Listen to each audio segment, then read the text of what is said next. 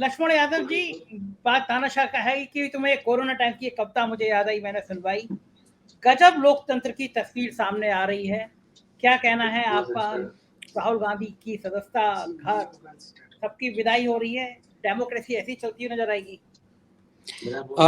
शुक्रिया संजय जी। मुझे लगता है कि राजेश जोशी की एक कविता जिस जिस सन में पैदा हुआ रहा होऊंगा, उस समय के तानाशाहों को या उस समय के हुक्मरानों को संबोधित करते हुए उन्होंने लिखी थी कि जो इस पागलपन में शामिल नहीं होंगे मारे जाएंगे। ये जो मारे जाने का पूरा सिलसिला है, ये असल में किसी भी दौर की तानाशाही और एक खास किस्म की वर्चस्ववादी जो सत्ता का चरित्र होता है उसको संकेत करती हुई है।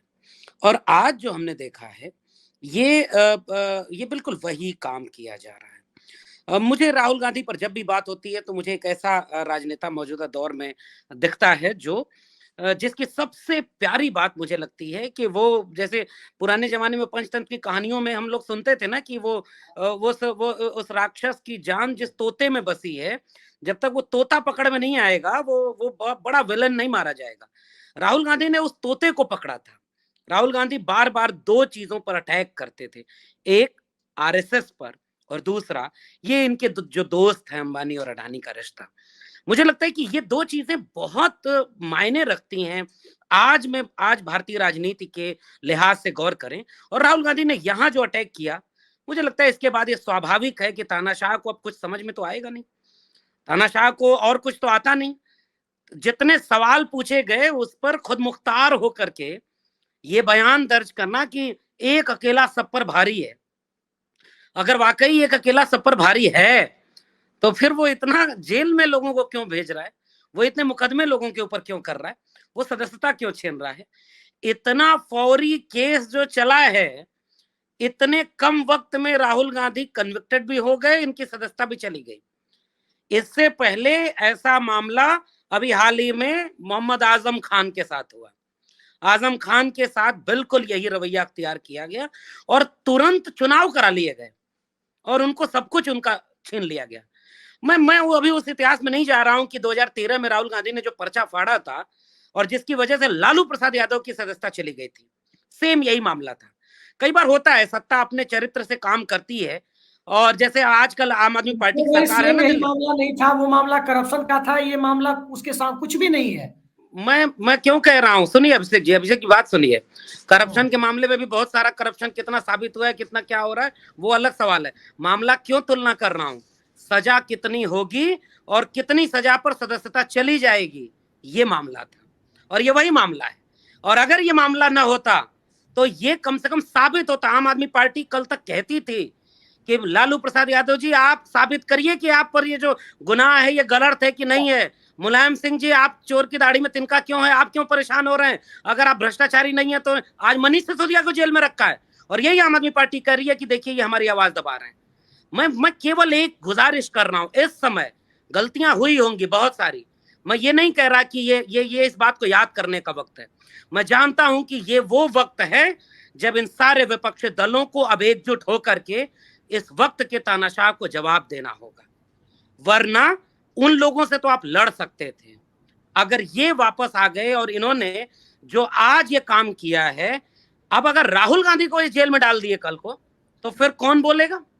आपके जेलों में प्रोफेसर कैद हैं, आपकी जेलों में पत्रकार कैद हैं, आपकी जेलों में विश्वविद्यालयों में पढ़ने वाले शोधार्थी और छात्र कैद हैं, आपकी जेलों में इस मुल्क में सामाजिक कार्यकर्ता जो जन आंदोलन करते हैं उन पर मुकदमे लगे और वो जेलों में कैद हैं, उनके घरों पर बुलडोजर चल रहे हैं। इसलिए हम तो ये बात कह रहे हैं कि ये लोकतंत्र के लिए बहुत खतरनाक दिन है। इतने बड़े सांसद अगर इतने से मुकदमे पर उनका सारी सदस्यता चली गई तो फिर बोलेगा कौन।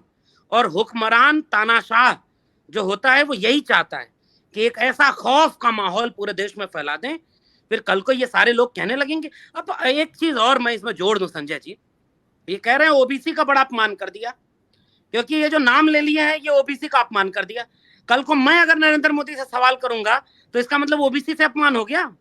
अरे मैं तो ये सवाल पूछूंगा कि ये फेक ओबीसी जो प्रधानमंत्री बने बैठे हैं, जरा ये बताएं कि इन्होंने आज तक ओबीसी के हित में क्या किया, और उत्तर प्रदेश से लेकर के दिल्ली तक एक भी ओबीसी का काम इन्होंने किया हो तो ये बता दें।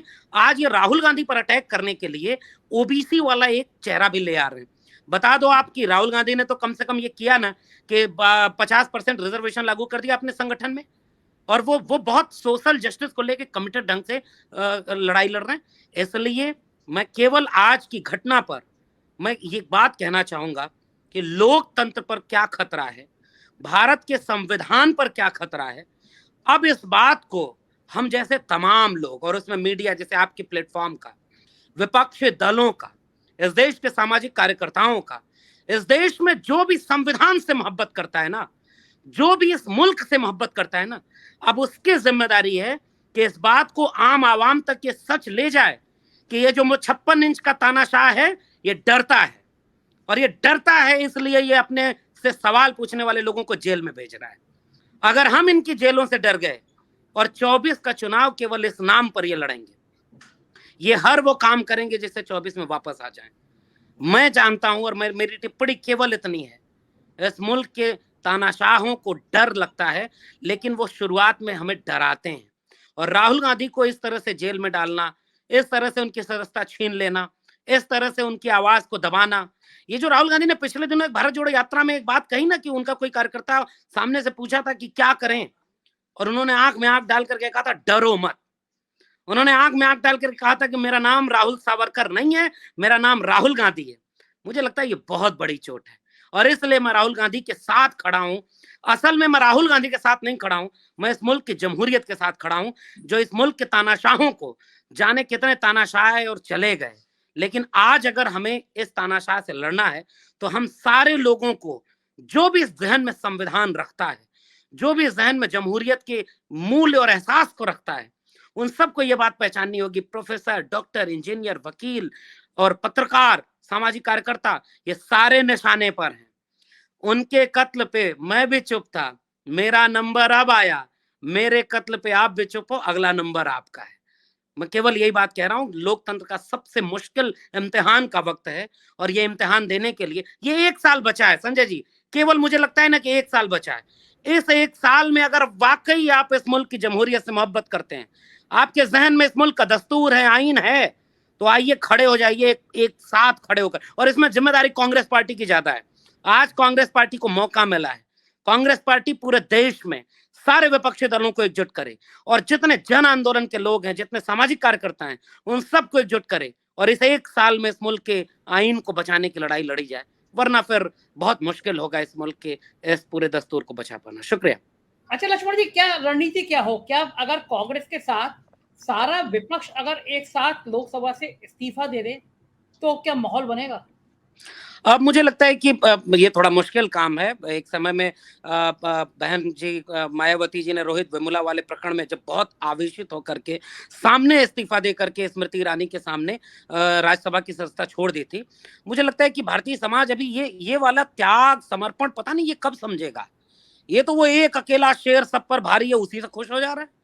ये शेर पाला है, शेर सारा, इतना महंगाई, पेट्रोल, डीजल, एलपीजी, पता नहीं प्याज पर सरकार बदल गई थी, आज इस देश के नागरिकों को पता नहीं क्या हो गया। लोग जो नागरिक हैं वो अपने हक अधिकार छीन के उस पर भी डिफेंड कर रहे हैं वो इस मुल्क के तानाशाह को। मुझे पता नहीं, भरोसा नहीं है संजय जी कि इस तरह के त्याग और इमोशन को वो खेल पाएंगे कि नहीं। मुझे लगता है कि एक बेहतर कारगर पॉलिटिकल टैक्टिक्स बनाने की जरूरत है। इस मुल्क के तमाम विपक्षी दलों के साथ एक बहुत टैक्टिकली एक बात करने की जरूरत है कि चलो भाई, जो जहां मजबूत है हम उसका साथ देंगे, पहले इन्हें हमें सत्ता से हटाना होगा। और जितने जन आंदोलन के लोग हैं, जितने सामाजिक आंदोलनों के सवाल हैं, उन सबको भी जोड़ना होगा, और एक व्यापक एका बनानी होगी। वो जो होता है ना, न्यूनतम सहमति पर अधिकतम एका, मुझे लगता है कि ये बहुत जरूरी है। अगर ये होगा और सड़कें खामोश हो जाएं तो संसद आवारा हो जाती है। अब संसद क्या हो गई है ये सामने दिख रहा है। डॉक्टर राम मनोहर लोहिया को मैं याद करता हूँ, भगत सिंह को याद करता हूँ। 23 मार्च का दिन ही है, और 23 मार्च के दिन शहीद आजम भगत सिंह को फांसी, डॉक्टर राम मनोहर लोहिया की जयंती, और आज राहुल गांधी को इस्तीफा देना पड़ रहा है, उनको उनकी सदस्यता रद्द हो गई।